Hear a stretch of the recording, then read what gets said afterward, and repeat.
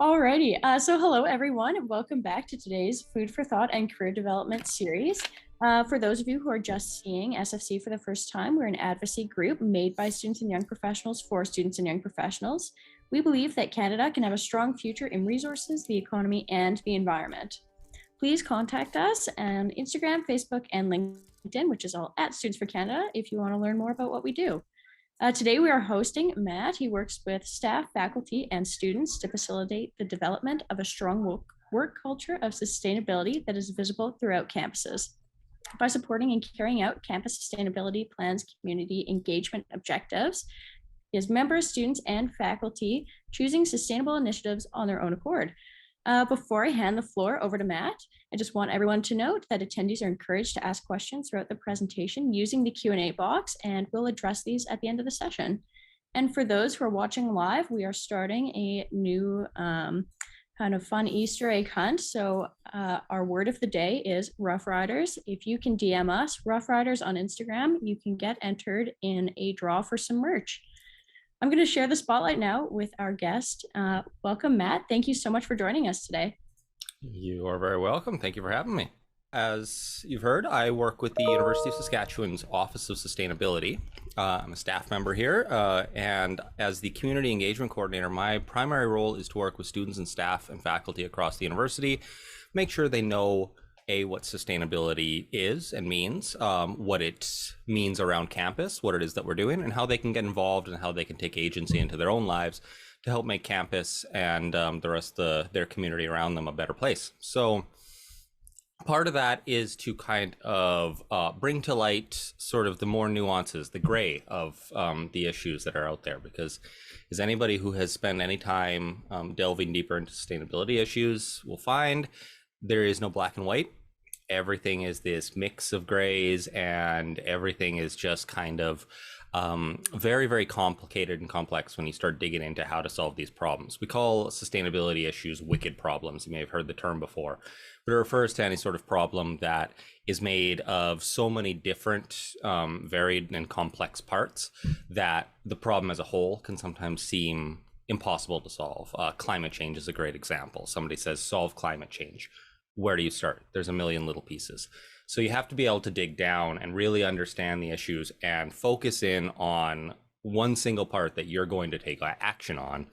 And you have to be able to understand that it's never going to be quite as simple as you think.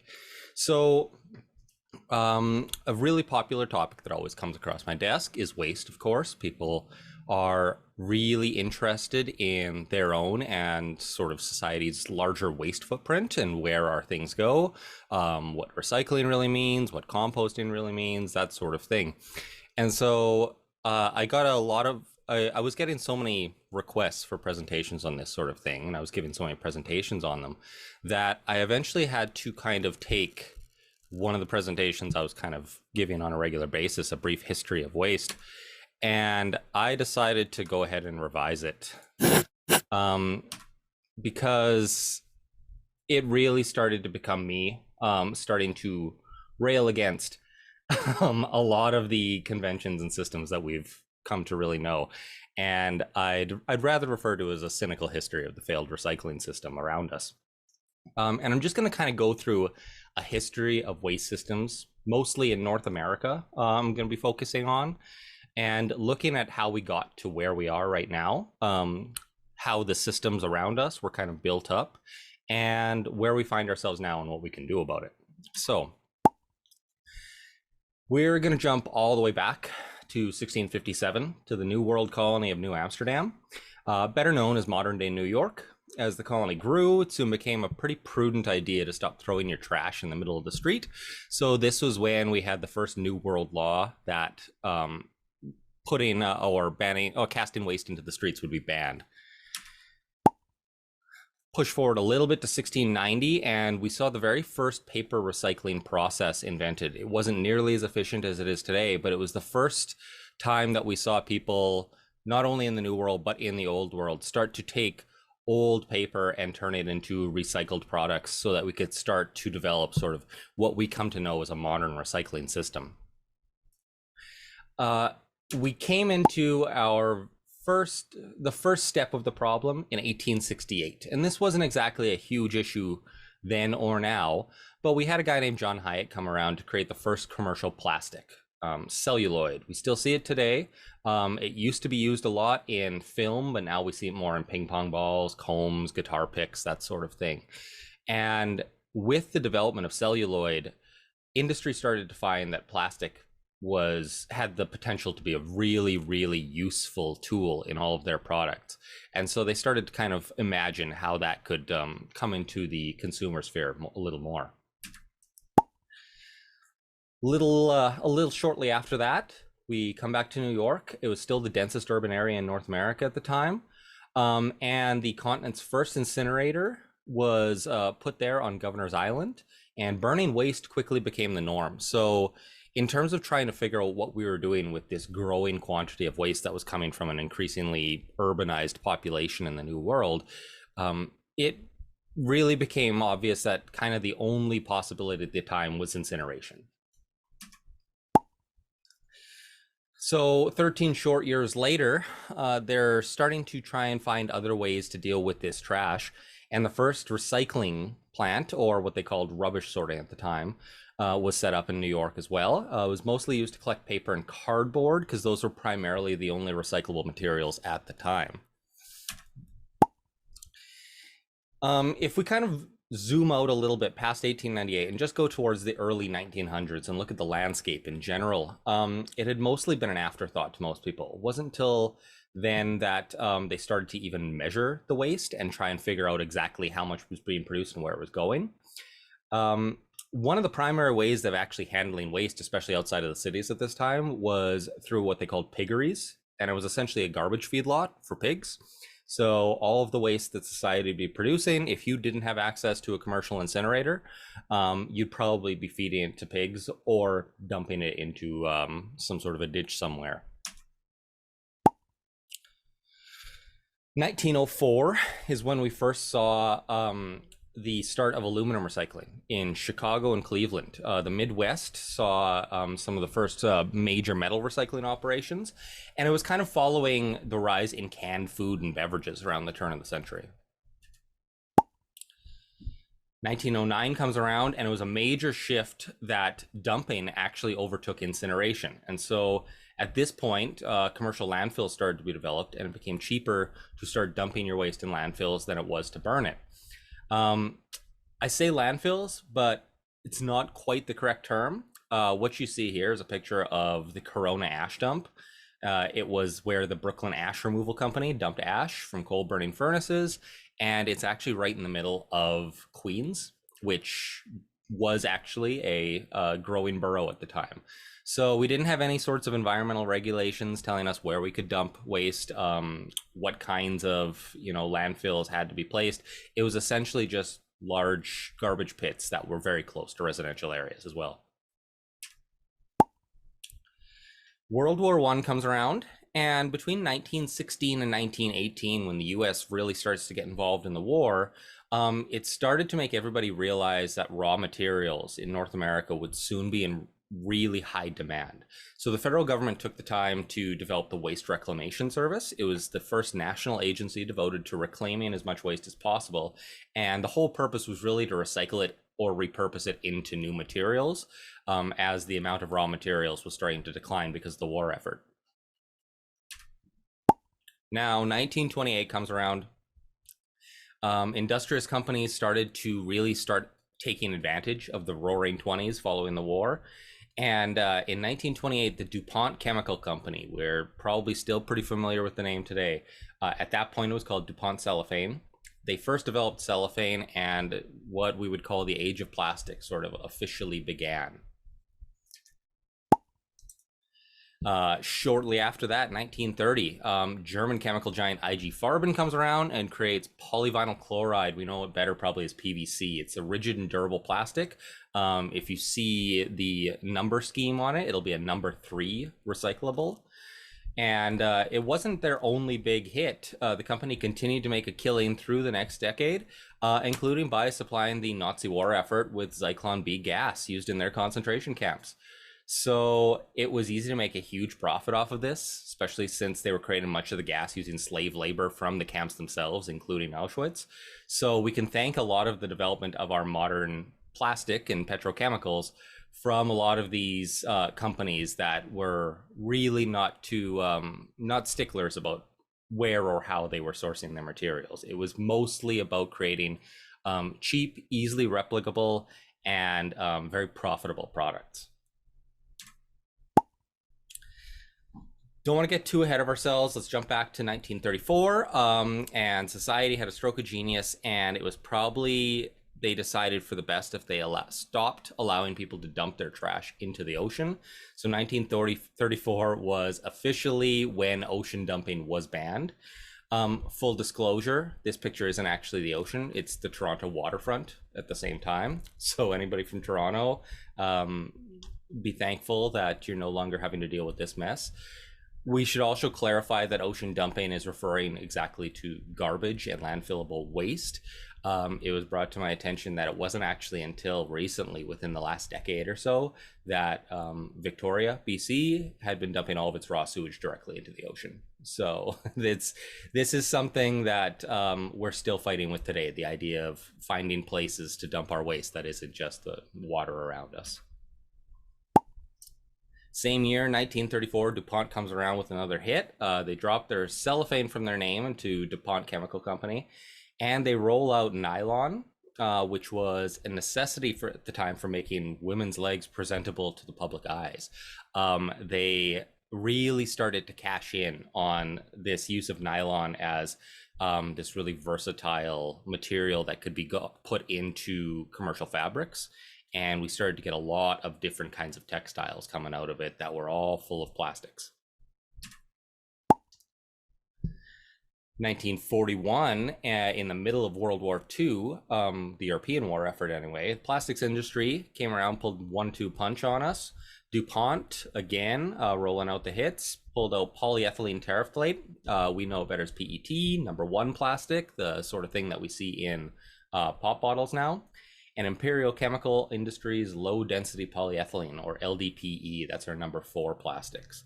So PET, early use mostly saw use in Mylar packaging, eventually became really, really critical in the creation of polyester clothing and plastic beverage bottles.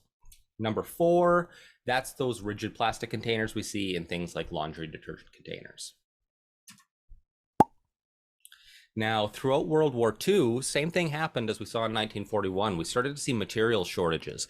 And now with plastic becoming a booming industry, it started to take the place of a lot of those materials that were starting to shorten out because of the war effort.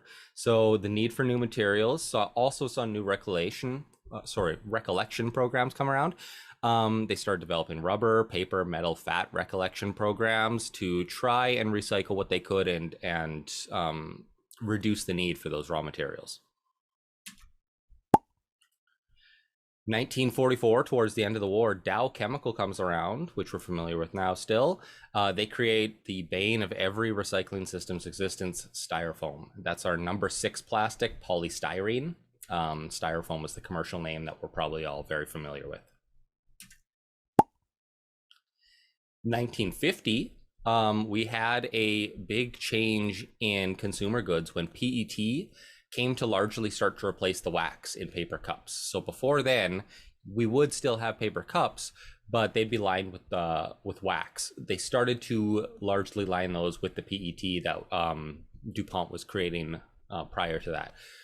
We have since then moved back to wax in certain amounts, and some paper cups will use wax, some will use PET. Part of that non-consistency is what makes them so hard to recycle as well. Oh, beautiful. Okay, I gotta take a short detour here, and I have to ask, do you guys hear music playing right now? Okay, good. I wanted to share my sound, because there's gonna be a video clip coming up. There was a major societal shift that came around here by a very innocuous sounding group, American Beautiful. And we might still recognize them here. Oh, Turns out that America the Beautiful, or Keep America Beautiful, was not sort of the public facing green organization that they wanted us to know about. It was mostly a scam by the largest corporations in the 1950s. The ones that you see here: Philip Morris, Pepsi Cola, Coca-Cola, Waste Management, Georgia Pacific, Anheuser-Busch, Home Depot, and McDonald's were all members of the original Keep America Beautiful crew. And the whole reason for its creation was that the public and the government were starting to be concerned about the amount of waste that consumer products were generating. And so they were starting to ask these companies to start cleaning up their act and start doing right by the country. They decided they could do that, or they could team up with 5 of the largest and most successful marketing and public relations outfits in the country. And they dreamt up a massive marketing campaign to convince the public that it wasn't the company's fault for making these products. It was the consumer's fault for not disposing of them correctly. So that meant that all the litter bugs out there could start sharing in the shame instead of the companies. The litter bug, by the way, is a term that was created by the group to draw attention towards litter instead of source reduction. So if you've ever found yourself using the term litter bug, you've been had by this same marketing campaign. Don't feel guilty. Almost everybody in America has. To date, the group still holds claim to one of the most well-known PSAs ever aired on television, and I'm going to play it for you now. This is the infamous, and excuse the dated terminology, but the crying Indian ad.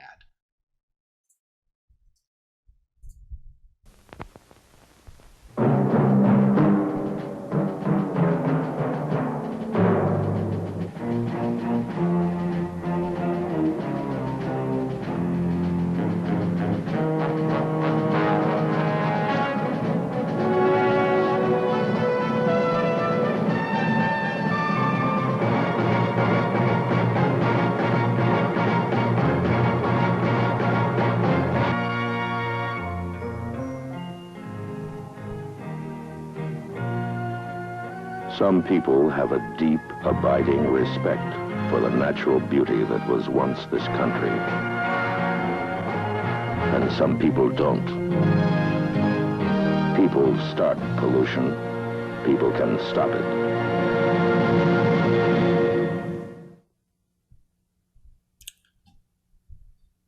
So just an FYI as well, the actor in that video, his name was Iron Eyes Cody, at least his stage name. His real name was Espera Oscar de Corti. He was an Italian actor, and he made a huge name for himself playing blatantly tokenistic indigenous characters throughout film and television at the time. He was a major sidekick of John Wayne in a ton of Western movies. So, yeah.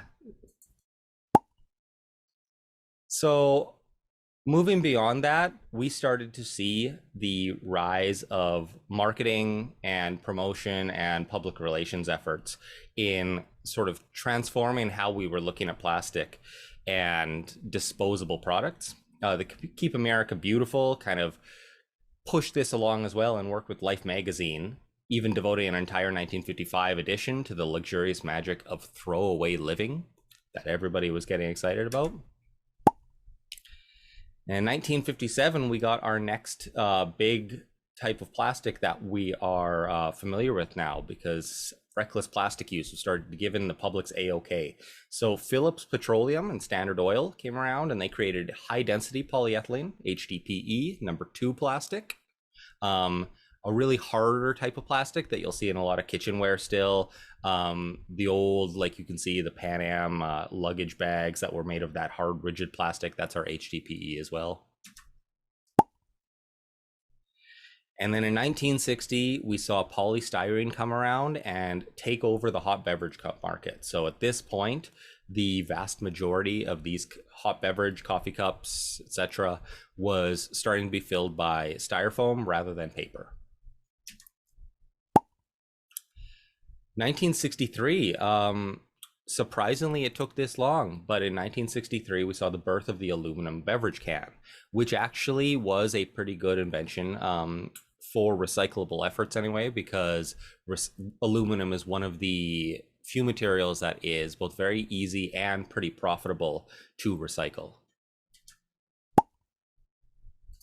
So even though America was starting to do pretty good work labeling their litter bugs at the time and being good consumers, it didn't change the fact that waste stockpiles were really starting to grow across the country. And this led to the Solid Waste Disposal Act becoming America's very first environmental law. It was coincidentally passed the same year that graphic designer Gary Anderson created the Mobius loop that we now know as the universal symbol for recycling. And the regulations kept rolling along throughout the 60s, and finally in 70, Tricky Dick Nixon himself, for all of his faults, created the EPA, the Environmental Protection Agency. So this was the first official sort of like environmental regulatory agency in the US federal government. It passed the Resource Conservation, Recovery, and Clean Air Acts, and the general public began to shift towards a more environmentally conscious attitude. It was also the very first Earth Day in 1970, the creation of America's first recycling mill, and surprisingly, the very first beverage recycling mandate in all of North America was passed right in Alberta. I'm saying our backyard, but most of you guys appear to be from Alberta, so take pride in it. The tide of regulation and public awareness officially helped landfills put the nail in the coffin for incinerators around the continent. And then in 1972, we saw a continuation of these regulations with the Clean Water Act. 1974, the very first familiar recycling system staple, curbside recycling collection, got passed in University City, Missouri, of all places. 1977, we see PET beverage bottles become mainstream. So before then, we were dealing with a lot of glass bottles that were still primarily being reused. You'd be drinking your Coke bottles, taking them back to the same store you got them from. They'd be sending them back to the factory, sanitizing them, washing them out, refilling them, etc. It became a lot cheaper for companies to not have to deal with the collection, the sanitization, the rebottling, and instead to just use the disposable plastic and pass it on to the responsibility onto the consumer. 1981, we're heading into the 80s, and America's first recycling mandate lagged behind Canada for 11 years. Woodbury, New Jersey started off the first recycling mandate in the US. Now, 1987, here's another quick little detour for a bit of a story. And it's about a boat called the Mobro. So throughout the 80s, consumer waste really started to explode with the deregulation of nearly all commercial industries through the Reagan years. A full-on solid waste disposal crisis was building, and almost 3,000 landfills ended up closing between 1982 and 1987 just from being overfilled. The Mobro, this boat came along in 1987 and was the perfect symbol of the crisis. So the Mobro, I guess the Mobro 4000 it was called, was a garbage barge. It was chartered by a Long Island mob boss, Salvatore Avellino. He was carrying 2,168 tons of trash from Islip, New York.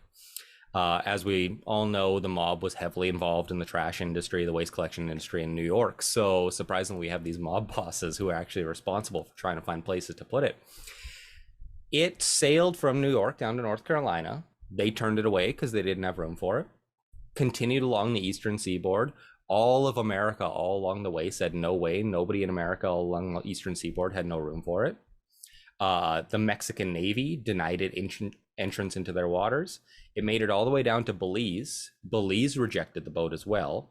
Finally returned back to New York. There it was met with a temporary restraining order and a legal battle to prevent it from docking in a New York harbor. And eventually, after all of that, and they realized that nowhere along the entire North American eastern seaboard would take their trash, the trash was just incinerated in Brooklyn, and the ash was buried back in Islip where the whole mess started. So that trash went all the way up and down North America with nowhere to go until it was finally just burnt and buried right where it came from.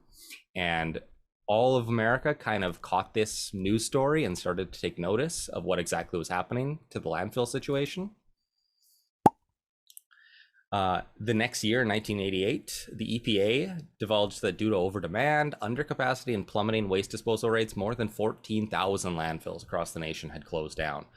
But all hope wasn't lost yet, as by this time, about a little over 1,000 recycling programs had started to be present across the US. So there was this shift towards recycling, but we still didn't really know what to do with all of our non-recyclable trash.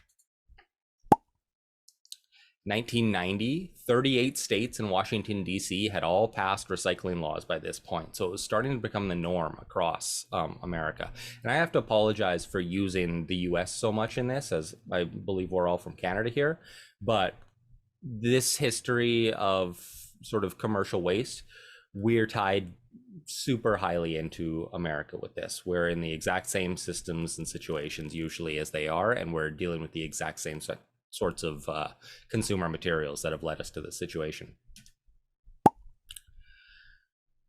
North America, as usual, couldn't hope to keep up with Europe's tactics towards sustainability and reducing impact. In 1991, Germany was the first country to pass a life cycle packaging ordinance. We look at these things now as EPR, extended producer responsibility legislations.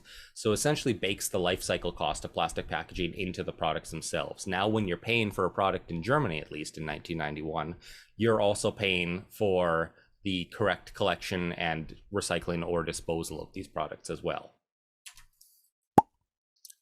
1992, as recycling programs continued to spread across the continent, a clear pattern was emerging that people really loved the convenience of curbside programs. So about 5,400 curbside programs were present across the US. Just to show how quickly they rose, that was 4,354 programs in just those past 4 years that had risen. So it was just a trend that everybody loved, the fact that they could put their recyclables out on the front step and somebody would come and grab them for them. We're going to return to this idea in a little bit as we kind of look at our current systems. Jump a little bit in time to 2006, and Dell sparks e-waste collection with a free collection service. So we started to look at more than just recyclables and started to recognize some of these other waste streams of ours, including our heavy metals, our electronics waste, things like that. So Dell actually had a free, and still does, I believe, have a free computer recycling service. So anybody with a Dell computer then and now still is able to return it back to either where they bought it or any other major recycling companies, and Dell will take it and recycle it for them for free. Nearly 30 years after the lessons of the Mobro were quickly forgotten, a waste crisis began looming over our shoulder again, and concerned parties started firing slingshots at it with programs like plastic bag bans. So in 2015, California became the first jurisdiction in North America to completely ban plastic bags. And this could be a controversial notion to some people out there, but I call it firing slingshots because these sorts of bans are kind of more of a public relations effort. They're not attacking sort of a major cause of plastic or disposable consumer waste. It's sort of giving the public something that they feel they can at least take action on, but is not really getting to the root of the problem. All of these efforts that we started to see were no match for the greatest foe the waste industry had ever seen in 2018, and that is what we would call National Sword. And I'm going to jump off of this timeline now and go into it a little deeper. So National Sword, or at least prior to what we'll call National Sword, about 9% of all plastics were recycled. Not a huge amount. Most people would think that you throw your plastic into the recycling, it gets taken care of. No. Most of it still ends up being disposed of in landfills, but 12% of it was burned, while the rest was just thrown into landfills and oceans anyway. 9% of it was recycled, and 90% of the EU's and 70% of US and North American plastic was just sent to China. They were by far the largest acceptor of commercial plastics for recycling in the world. This was because their standard for contamination was really low. They had ultra competitive pricing. It was, throughout the decades where China was starting to take over the manufacturing industries with really low worker wages and being able to set up factories and sweatshops, that weren't comparable to anything that you could achieve in more developed nations. And global manufacturing meant that we had this huge rise in empty shipping containers. China would be sending products over to North America or to the EU, and after all of those products were emptied out of the containers, they were sitting there empty in shipping yards, in docks all across the seaboard. And one of the best things that we found to do with them was to fill them up with recyclable products and send them back to China for them to deal with. Now, National Sword was the name of a major environmental regulation that they passed in 2018. And what it did is it banned four whole categories of waste and 24 different types of recyclables. They added 16 more onto that in 2019. And I put potentially all in 2020 because we didn't quite see it then. But I believe since I've made this presentation, I can go in and update it because I believe they have banned nearly all types of recyclables coming in. What sort of brought this about was a lot of single stream contamination and complex plastics.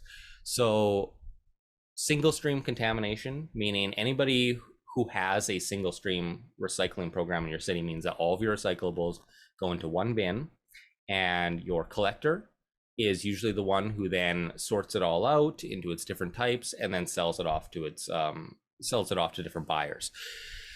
What they started to find as the amount of recycling started to increase is that it was not super easy to separate all of these recyclables. And when you did, you had a lot of them that were getting contaminated far beyond any sort of acceptable use for anybody who actually wanted to buy these products at the end of the day.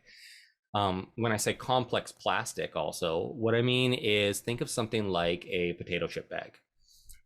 That crinkly material is not just metal, it's not just plastic, it's this amalgamation of metal and plastic that, you know, gives us these new materials that we're starting to see in sort of the modern era that we find very useful for packaging, but are essentially impossible to separate the constituent materials. Once you get a potato chip bag there, you can't separate the metal and the plastic from each other. They become fused into this non-recyclable thing.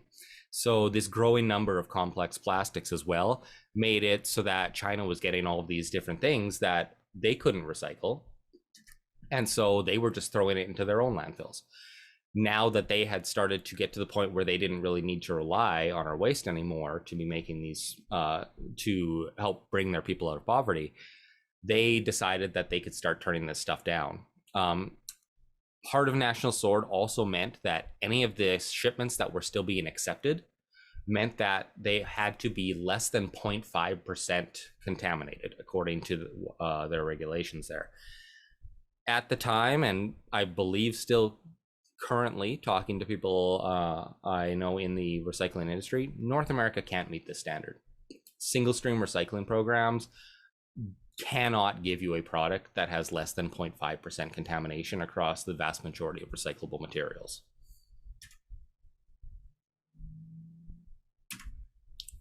So going into the future, the world's still facing an unprecedented waste crisis. And it's due to a lot of the ways that we kind of started to respond to these crises coming up in the past. Business as usual is no longer possible for us. Waste as we know it is going to have to fundamentally change because there aren't really any other options for us. Convenience and disposability in all of our products are unsustainable luxuries. Personal responsibility and awareness of the waste that we're generating is needed across all areas of society, and we need a collective community response because this is far beyond something that any one person can tackle on their own with their own small behavior changes. We need to be heading towards a circular economy. So we need to be looking at universal composting of organic waste. Anybody who is familiar with the idea of, you know, organics compared to landfillable materials knows that you can't just send organic materials into a landfill and say it's over and done with. They don't compost in a landfill. You need an aerobic digestion of it. You need air put into organic materials for them to compost properly. And in an anaerobic situation like a landfill, all they do is they break down into methane, which is, as we know, about 4 times as potent as carbon dioxide as a greenhouse gas. We need to start designing waste out of our systems. And so that means looking at our entire systems of consumer goods and all of the waste that's created along the way. That means what the products themselves, what they're made out of. It means the packaging. It means the methods of shipping. It means the actual ships, the transport systems that are bringing them from the place of generation to eventually the consumer standpoint. All of these points of the system need to have a way to, if not design waste completely out of it, then to account for it and to find a way to recycle, reuse it, cycle it back into the system somehow. And we need to see a big shift from the culture of consumerism towards an emphasis on just general reduction. Rather than looking at disposability and endless consumption as the norm, we need to start looking at whether or not we really need everything that we are taking into our lives. The take home here is that human behavior is really at the heart of the waste issues here. We let sort of marketing and public relations campaigns really take over us as plastics and disposability kind of came to hit us hard throughout the mid 1900s. And we really got very complacent and comfortable with sort of everything that it was offering us. Cultures of consumption and individualism are really incompatible with the realities of waste. And I want to address this idea of individualism too. I took a trip a number of years ago. I want to say 7 or 8 years ago now, so it's getting back there. But my wife and I went to Japan for a month. And within the first couple of days, anybody who's been to Japan, anybody who's been to Tokyo knows that you take one look at the sidewalks anywhere in the city, in the densest urban city in the world, you could almost eat off those sidewalks. They are spotless. You won't see a shred of garbage anywhere. And it's just one of the cleanest places I'd ever been to. And I'm sitting there wondering, how in a city of 38 million people do you have sidewalks this clean? Do you have no litter anywhere I can see? And I started to, being sort of the sustainability nerd on our vacation, I started to dig hard into their waste systems. I wanted to find out what was going on. And I found out that actually they virtually have no landfills. Space is really at a premium in Japan, obviously being an island nation. They have a couple of landfills, and they are mostly constructed landfills. So actually, I believe it is, if not Haneda Airport, then it might be Nagoya. But one of the major airports is actually built on a constructed landfill out in the bay. So you'll see a couple things like that, but for the vast majority of their waste, it's incinerated. They took on cleaner incineration programs much earlier than the rest of North America or Europe started to, because they realized it was kind of one of their only options for dealing with the waste. But by far, to reduce the amount of incineration, they developed this really collectivist attitude towards their waste. And it was essentially an idea of everybody is responsible for their own waste, and nobody is allowed to exit out of this, whether you're a corporation, an individual, a member of the government, whatever. And so when we were staying in Airbnbs, you'd walk in, and every city, every different ward that you'd go into would have its recycling system, its recycling guide posted on the wall.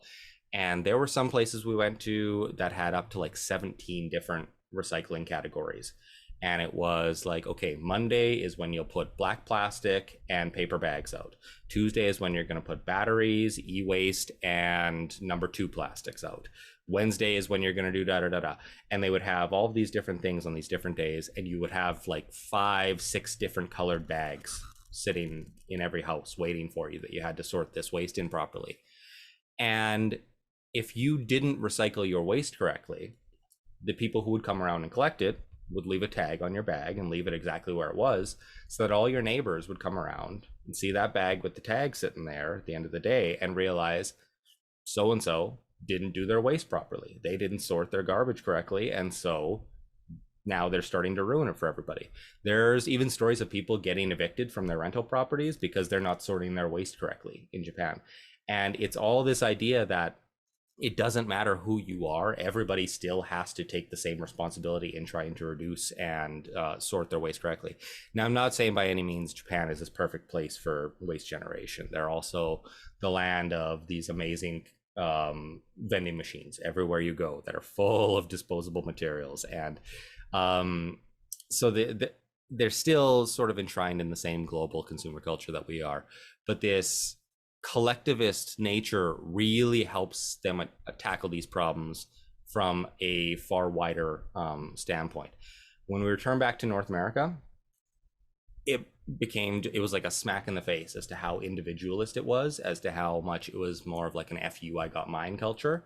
And everybody would, every waste system that we would come across from, you know, Vancouver all the way home was back to the same old deal with yourself, but, you know, feel free to throw things out. We're going to take care of the waste for you. The recycling ferry is going to come pick it up and deal something with it.